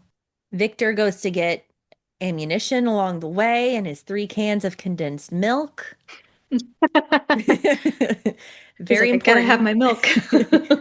Very important. And 6 sticks of dynamite, throw that in there. And we're kindly finally coming to that story, that full circle moment where the sailors find Victor after that explosion. So Victor is in the ship now. The creature has told his tale also in the ship to the captain. The three of them are there, Captain Anderson. The story's been told. Victor grabs the creature's hand and says, "I am sorry. Regret consumes me, and I now regard my life for what it was." Do we believe this? Do we think he has heard this tale and finally understands? Hopefully. Yeah, I think so. I mean, I know I've seen a lot of people say that this kind of came out of nowhere, and they're like, okay, yeah, he wouldn't just all of a sudden change. But I don't know. I think after hearing the creature, I think he does realize what he did, and he is dying. So, I think he finds it within himself what little humanity he has left. I do think it's found him in this moment. And I do believe that they forgive each other. And if that's true, that's so beautiful. It's such a beautiful scene, really, Mhm. for the forgiveness to What about happen. you, Sunny? Yeah, I was definitely in the camp of like, whoa, this feels like a total 180. But I think that's just because we like weren't, and I think it makes sense because like for us to believe Victor Frankenstein's like remorse, we would have had to like see his reactions to every single thing Hmm. Jacob Elordi was saying, which obviously would have totally disrupted the flow of the movie. But I think if we had gotten his, reaction to what the creature had gone through, the end Mm, would have made like it would have felt like it made more sense. Um, but I'm glad for the creature. Like I'm glad that he got an apology. That felt like yes. closure to me. And that he called him his son and his creation instead of, like totally dehumanizing him. Yeah, that's a good point. Yeah, it did feel abrupt, but yeah, he was really listening to this and thinking about it and thinking about all the people he's lost and basically killed throughout, Yeah. all of this. So I think it makes sense. Yeah. Also, it was like kind of funny that like the captain was just sitting there listening the whole time. He was just like hanging out. I love him. I love Lars Yeah, me Mikkelsen. too. We love the Mikkelsens. They're great, Yes. just like the Skarsgårds. But yeah, we Yeah, he was like so comforting and like he was there for the tea. Like he was just Yeah. like listening, like got his tea and like He said for the give tea. me. That's hilarious. I Yeah. love it. Yeah. In the book, he is moved by his tail. And that's when he hears the tale. It's not when he's dying. He hears it in the forest after he's killed people, including his youngest brother. And he's still moved by his tale enough to almost to consider going to build him a bride. So, Wow. Okay. yeah, it's Mhm. it's it's different, but I love this ending. I love this story, this journey that Del Toro took us through and this storytelling narrative. I mean, it's just beautiful. And the ending scenes where they forgive each other. He asked the creature to say his name the way he did at the beginning when it meant the world to you. So he did kind of start to listen to what Elizabeth said to him. Mm, Maybe I think he all along he may have been trying he just I think there are people in this world that are incapable of like unselfish love. mm, And I Mhm. think he was one of them, and this is the closest he'll come to it.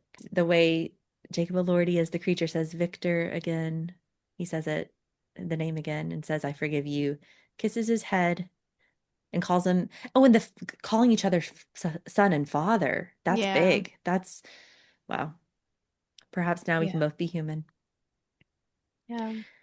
The captain lets him leave in peace, and he mercifully, generously breaks the ship free from the ice. The captain gives the orders to sail home, so he gives up his pursuit of the North Pole. He's he's learned from the story. That's that's good. And then just that final shot of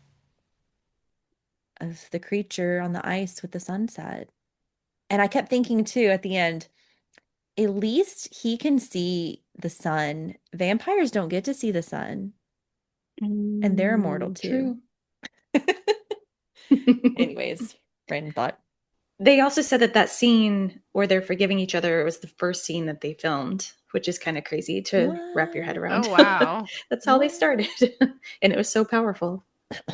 Crazy. So Oscar Isaac started like at the warmest place and then like had to like descend into sadistic madness. Yeah. He got to like lay down all tucked in his Yeah. blanket, holding hands. That's funny. Wow. And the creature, Jacob Elordi, 10 hours minimum makeup is what I've been hearing For full Wow. body. Yeah. for full body. And Whew. yeah, it's pretty remarkable. The video that like sped up video of him uh Hmm. Oh, I uh have to see that. I don't know if he's I've like seen reading that. and playing like a video game. It's really cute. I thought, I don't know if where the creature is most comfortable. Like, I feel like in the story we saw him the most comfortable in the woods, but I feel like there's something about this is like his flesh is like a little blue toned, and he looked so beautiful like in the Arctic location. Mm. Like the blue ice and like the sky, and it was like reflecting onto his skin, and I thought he looked so ethereal. I don't know if that was intentional, like for his like face to be like blue, like ice. But I thought it was just really interesting because in the beginning he looks so out of place and like so, scarred and grotesque and like a little ill maybe. And then at the end when he's like surrounded by all the ice and like the glaciers in the sky, he like looks almost like angelic. I don't know. I don't know if that like Yeah. I'm like reading too far into it, but Well, yeah, because I yeah. think he's felt the forgiveness. So I think, yeah, I think Mm, you're right there. Yeah. Wow, I love that. that is good. I will say Netflix has a 45-minute behind the scenes video. I don't know if y'all have watched that yet on YouTube, but highly no. recommend watching that. It goes through all the different departments and how they built things. And there's a good chunk about the makeup and everything. So, highly recommend that. Oh my gosh, I have to check this out. I did not know about it. Yeah, that's cool. I haven't seen it either.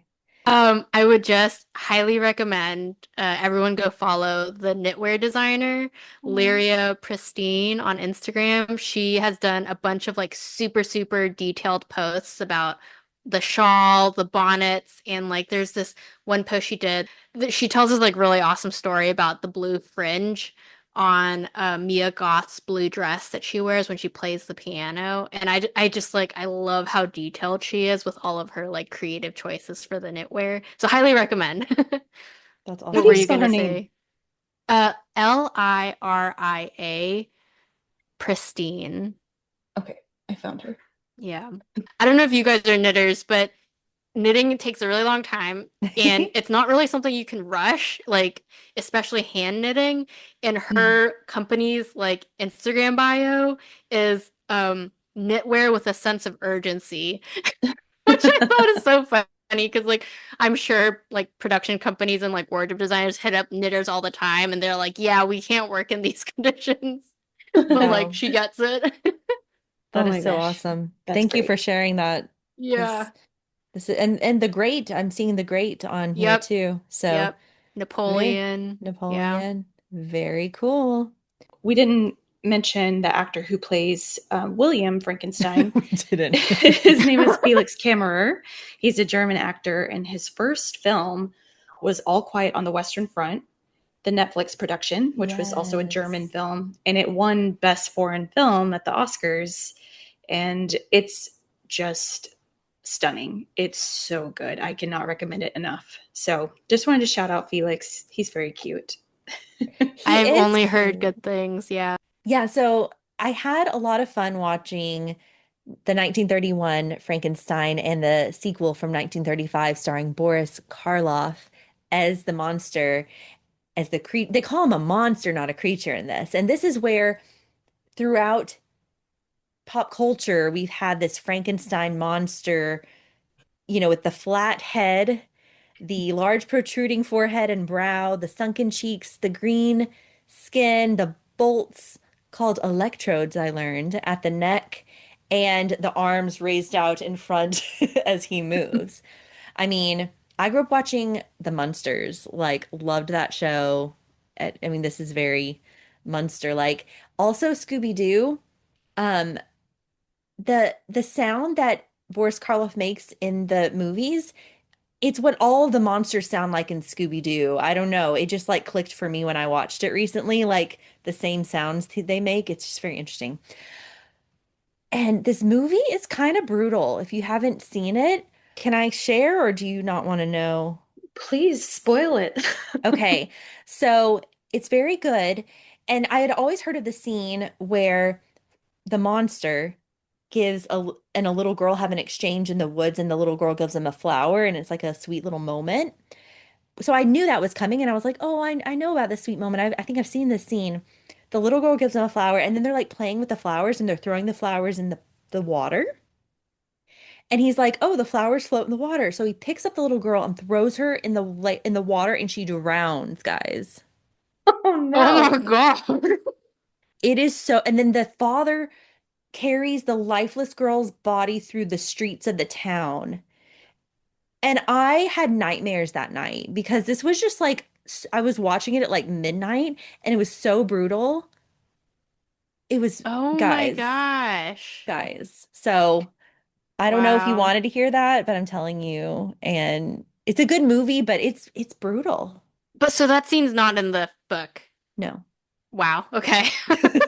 What a thing to add. Wow. Yeah, Well, seriously. in the book, he strangles Victor's little brother. So he does kill children in the book. Oh, yikes. Oh, Okay. he's a Yeah. child? His brother's a child? Yes, he has two brothers, Ernest and Oh, William. William's the youngest one. A young child, like oh maybe my 8 or something. I can't even remember. So it's different than the Okay. this take, Del Toro's take. Anyways, that like I literally had nightmares that night because then there's also a fire at the end, and I was just it's a bad time. But then it was still a good movie. The whole "It's alive," it's just classic. Um, gosh. Bride of Frankenstein, 1935. They like give a cute little recap of the first film, and then they have the whole scene where, oh, I want a companion, make me a bride. And They build the woman, played by Elsa Lancaster, at the end of the movie. It's called The Bride of Frankenstein. She's in the last 5 minutes of the movie. Classic. Yes. But that look is so iconic. The hair, the Yeah. frazzled hair with the white streak, the makeup and the costume with the laced sleeves. So for it to be 5 minutes, the letterbox reviews are funny for both of these because it's like, wait a second, I waited so long for The Bride. So there's Gene Wilder's The Young Frankenstein movie, 1974, a very comical take with the hunchbacked lab assistant named Igor, which became very cemented in pop culture.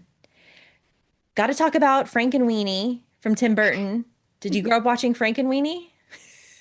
I watched it, yep, when I was little, yeah. Yeah. I remember the VHS and it was from 1984, 30-minute short film by Tim Burton, one of his first short films. Then he did a 2012 feature-length version of Frankenweenie, which my sister and I saw in theaters. There's a Kenneth Branagh 1995 Frankenstein with Helena Bonham Carter. Controversial. Yes. Yes, you know what we're talking about, Sunny. Which I actually haven't seen, and I am a little keen to. Yeah. But I don't know if I don't know. Should I not see it because of what it represents? That's, I think, why some people are hesitant. I think I certainly am, especially after seeing Sense and Sensibility last night with Emma. Um, Last but not least, I gotta mention Penny Dreadful, 2014 to 2016, three-season show by Showtime, starring Ava Green. All the classic monsters show up, many of them based on literature, vampires, werewolves, a werewolf played by Josh Hartnett, witches, Dorian Gray, and Victor Frankenstein. And this is our neurotic, anemic, nervous Victor Frankenstein, played by Harry Treadwell, who's married to Lucrezia Borgia, Holiday Granger in real life, or partnered with her. Oh. Yeah, cute little period drama couple. And he creates the creature played by Rory Kinnear, a very sympathetic monster creature. Very, very heartfelt performance. I mean, you feel for this creature in that version too. And they create a partner for him, played by Billy Piper. So it's a whole thing. Highly recommend Penny Dreadful as a series. Yeah. Also, Uh, The Bride is coming out next year, directed by Maggie Gyllenhaal, right? yes. I Tell don't me. know about this. Please tell me more.